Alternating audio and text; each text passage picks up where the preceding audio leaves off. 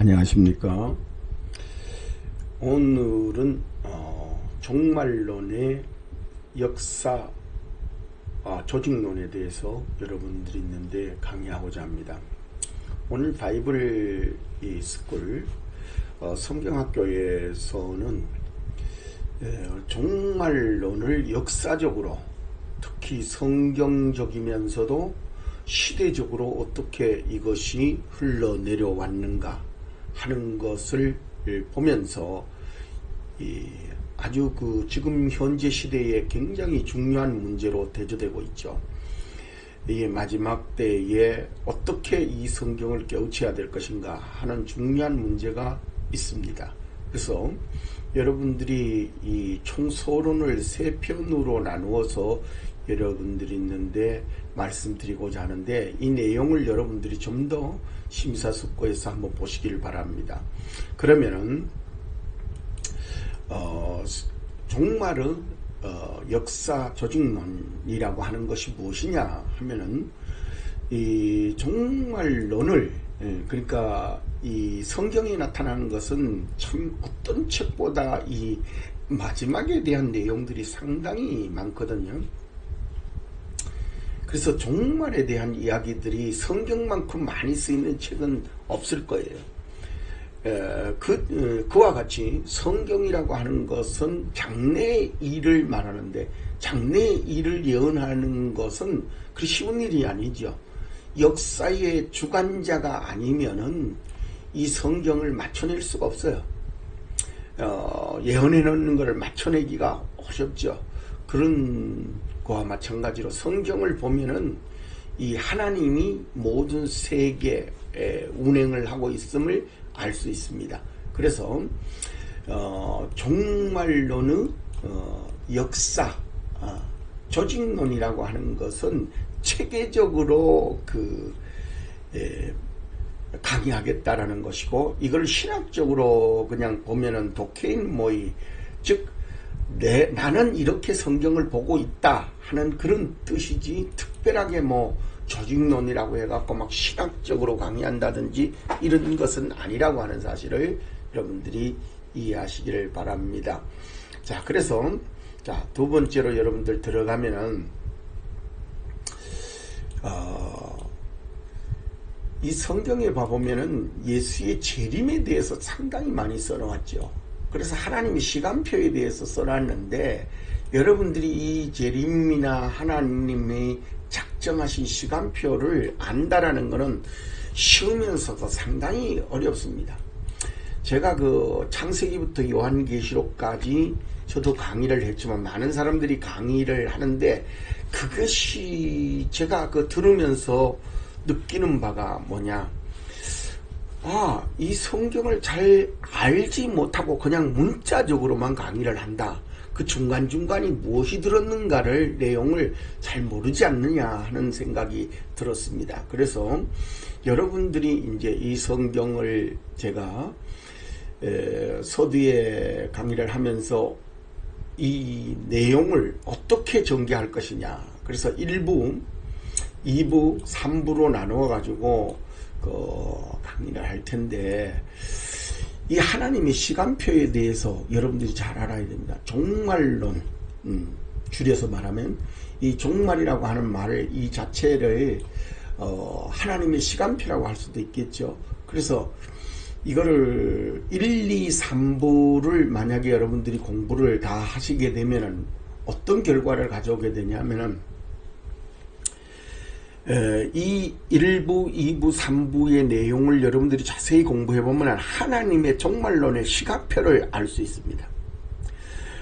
즉 시한부 종말론이라고 그러죠.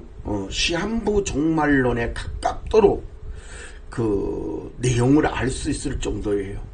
그러나 제가 여기에서 시간을 맞춘다든지 시간의 내용을 가지고 강의하려고 하는 것은 아닙니다. 제가 이 강의를 하는 목적은 예수님의 종말, 예수님의 재림이 가까웠다 하는 것을 의미하는 내용이고, 여기에서 다니엘서의 시간표와 그 다음에 마태복음 24장에 나오는 이 무화과 나무와 그 다음에 절기, 이 세 가지를 공부를 하게 되면은 이 종말이라고 하는 시간표가 이렇게 되어 있구나. 이 종말이라고 하는 시간표를 확실하게 알 수 있는, 예수의 재림에 대해서 확실하게 알 수 있는 그런 내용이 안에 들어 있습니다. 그래서 지나가는 많은 그런 자기네들 말로 선지자라든지 뭐 예수님이라든지 이런 말을 자기네들 이름을 붙여서 나오는 사람들이 이 내용을, 이 세 가지 내용을 가지고 함으로 인해 가지고 예수님이 온다, 이 시간까지 날짜까지 다 맞춰 가지고 막 얘기를 했는데, 그거는 아니라고 하는 사실을 여러분들이 제인대 공부를 해보면 알 수 있을 것입니다. 이 세 가지가 바로 그 사람들이 주장했던 내용들의 요약본이라고 하는 것을 잊지 마시길 바랍니다. 그래서 여러분들이 이 세 가지를 3부로 나누어서 상당히 좀 길 수 있습니다, 여러분들에게. 그래서 이 강의를 좀 잘 들어주시기를 바라고, 자, 그 다음에 이 제자들이 와가지고 마태복음 13장에 보면은 예수께 나와가지고 묻는데 뭐라 그러냐면, 예수님이 말씀하실 때마다 비유를 가지고 말씀을 하셨어요. 이 정말로는 특별히 그 비유의 내용이 상당히 신구약에, 특히 구약의 거를 가져와서 신약에 얘기를 하고 있는데, 이 내용을 여러분들이 깨닫는 데는 상당한 그 어려움이 있습니다. 그래서 제자들이 묻습니다. 우리에게 왜 비유로 이렇게 말씀을 하십니까? 라고 물어요. 그랬더니 예수님이 대답하여 가라사대, 천국의 비밀을 너희에게는 허락되었다. 제자들에게는 허락되었으나 저희에게는 아니다. 그럼 저희는 누굽니까? 바리새인들, 그때의 학자들, 니고데모 같은 그런 학자들이 주변에 와서 있었죠. 바리새인들도 성경의 학자들이었죠. 우리가 뭐 바리새인 이러니까 굉장히 그 업신여기는 그런 투가 많은데, 그 사람들은 진짜 그 당대의 학자들이었습니다. 그래서 그 학자들이 이 예수님의 말씀을 듣고도 모르게 했다라는 거죠.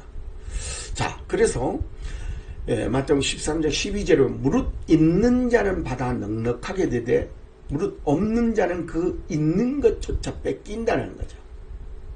빼앗기리라. 그럼 무엇이 그러느냐 그랬더니 그 다음 구절에도 나오는데, 내가 저희에게는 비유로 말하고 저희가 봐도 보지 못하고 들어도 듣지 못하고 깨닫지도 못한다 그랬어요. 그럼 깨닫지 못하면은 성경에서 시편에서 그랬죠. 짐승과 같다. 깨닫지 못하는 데는 짐승과 같다.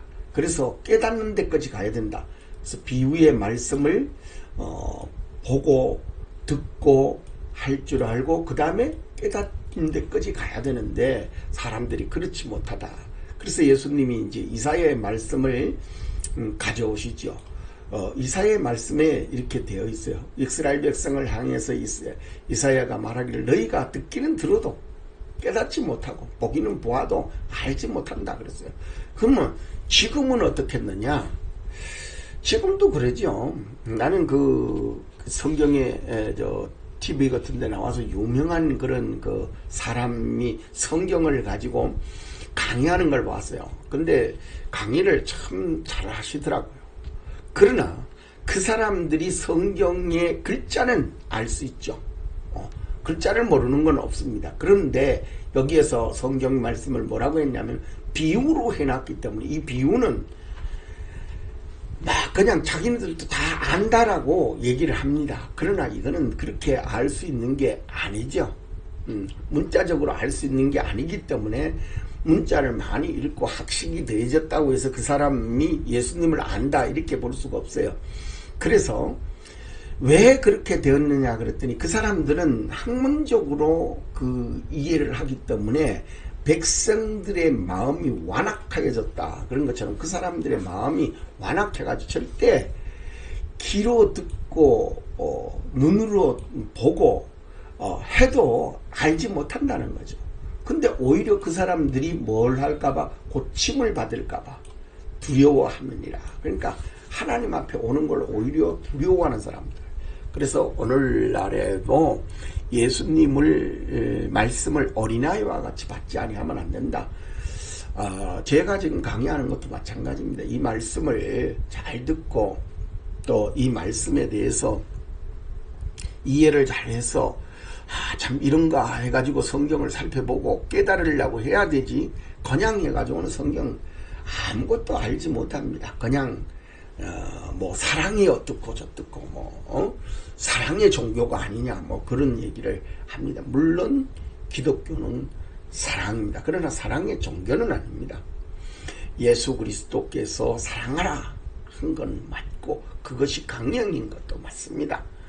자, 그 다음에 너희 눈은 봄으로, 이게 이제 제자들이죠. 제자들은 예수님 앞에 와서 옆에서 지금 이제 자세히 질문을 듣고 그것을 봄으로, 귀는 들음으로 복이 있도다.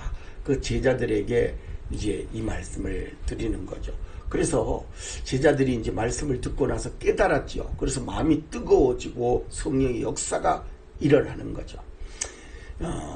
그런데 이것을 우리는 생각할 때 그러죠. 실력 있고 능력 있고 이런 사람들이 이걸 알 것이다. 아니라는 겁니다. 여러분들 잘 아는 대로 이 지금 현재 2단 세계에 들어가 있는 사람들이 무엇이 빠져서 무엇이 문제여서 2단이 되는가 하는 것을 여러분들이 이거를 보면 알 수가 있습니다. 그래서 너희에게 이르노니 많은 선지자들과 의인들이 너희 보는 것들을 보고자 해도 보지 못했다 그럽니다. 근데 이거를 안다고 하니까 문제가 되는 거예요. 안다고 하니까. 그래서 지금 현재 지나가는 많은 사람들이 이런 것을 통해서 앞에 제가 이제 말씀드렸던 그 내용들이 있죠. 지금 앞에 냈던 이 세 가지, 다니엘서나 마태복음 24장과 절기론을 가지고 날짜를 맞춰요.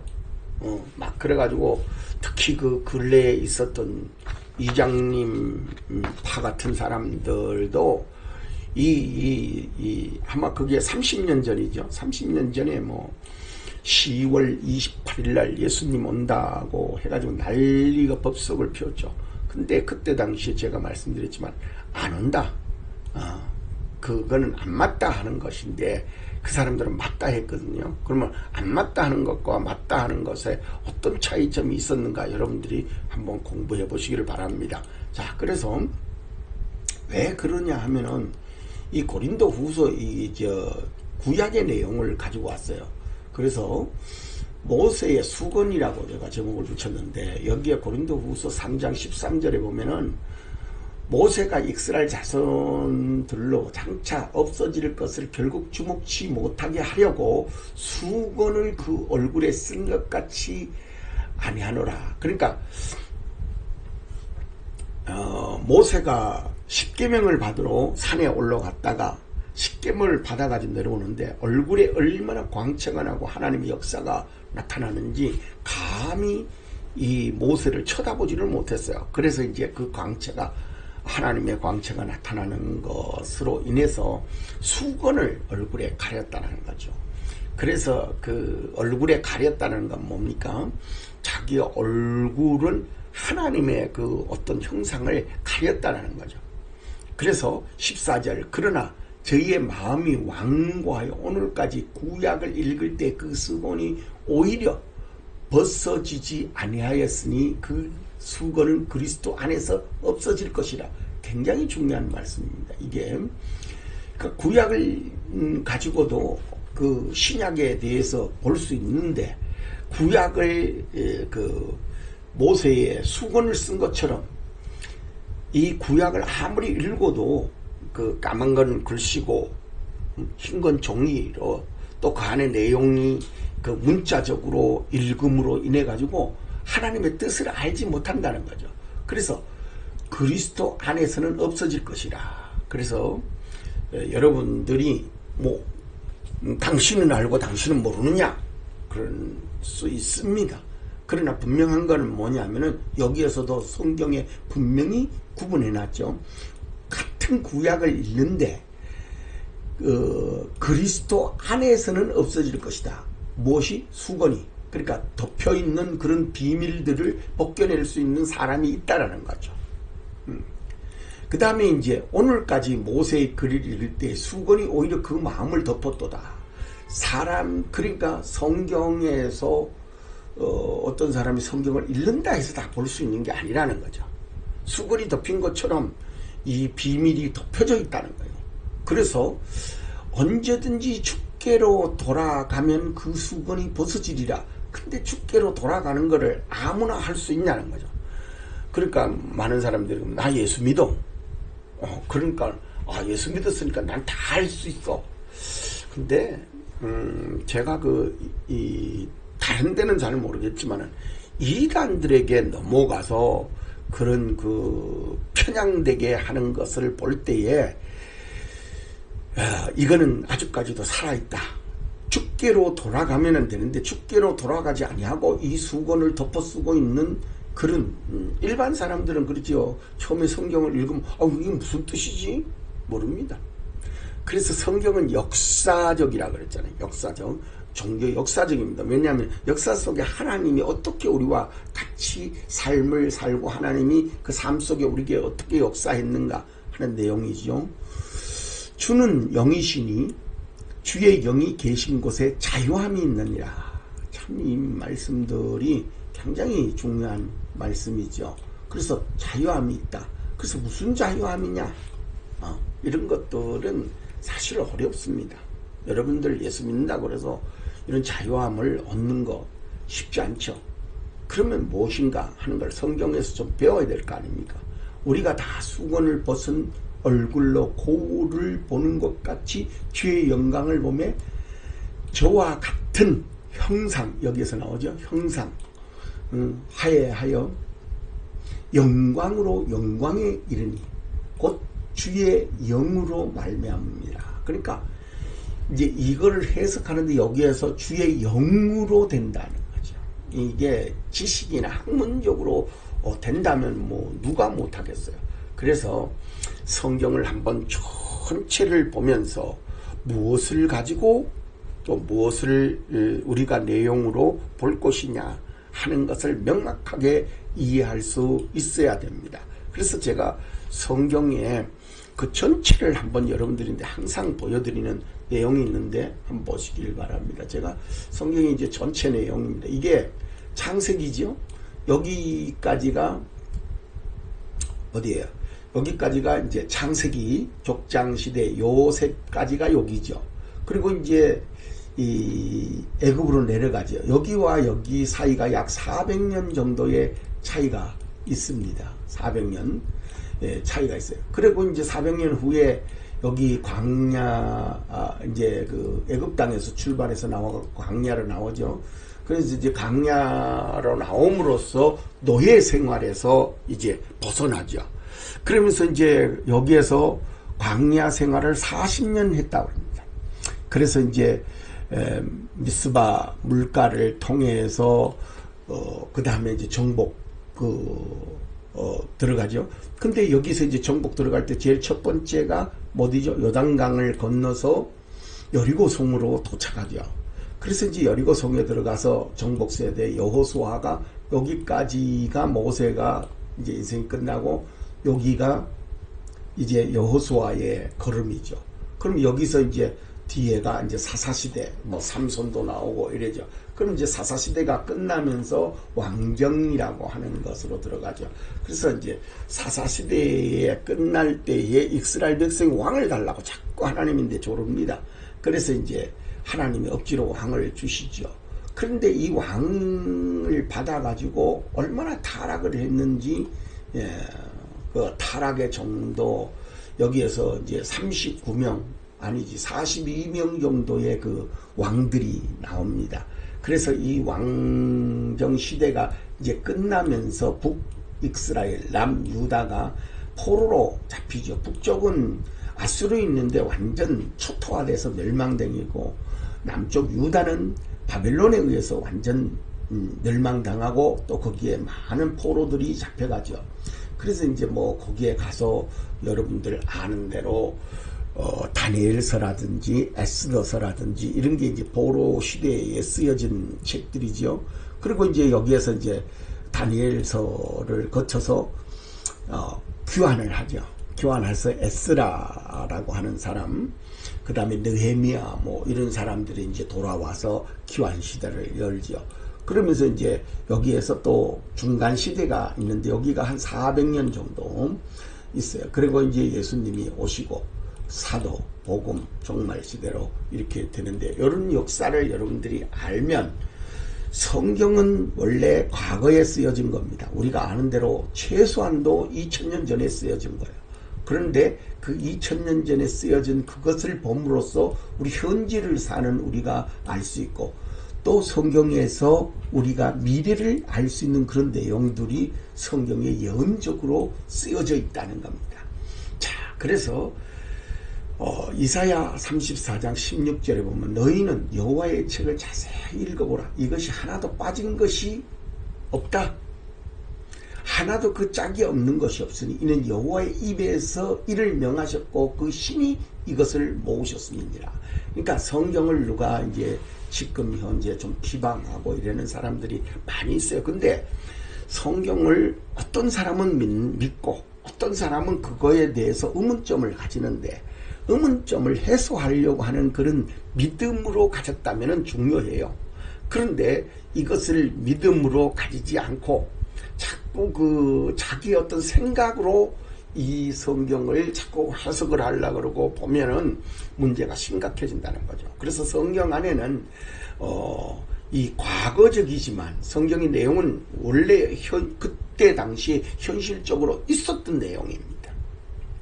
그런데 그거를 이제 우리가 현재를 살고 있는 우리들이 이제 이 말씀을 믿고 하나님을 의지하는 거죠. 또 하나님을 우리 주로 모시고 그리스도를 우리 주로 모시고 그런데 여기에 뭐가 또 들었느냐? 종말적. 자, 종말의 역사가 이렇게 또 기록되어서 나왔다는 거죠. 그래서 창세기에서부터 종말을 고했다 그럽니다. 그래서 종말, 그런데 우리는 말세지말이라고 해서 이제 마지막 그 역사가 만들어지는 나타나는 그런 과정 속에 와 있어요. 그래서 우리는 이런 것을 공부함으로 인해 갖고 신앙인으로서의 삶을 사는 데에 또한 우리가 인간다운 인간으로서 사는 데에 또 이제 우리가 또 인생을 마치면서 새로운 하나님의 나라 천국에 들어갈 수 있는 그런 좋은 하나님의 은혜의 길이 우리 앞에 열릴 수 있다. 그러므로 여러분들 이 성경 말씀을 잘 기억하시고, 자, 오늘은 이 종말의 역사 조직론에 관해서 1-1편을 여러분들인데 강의로 드렸습니다. 2편에 1-2편을 여러분들 공부해 보시기를 부탁을 드리면서 오늘 강의를 마치도록 하겠습니다. 감사합니다.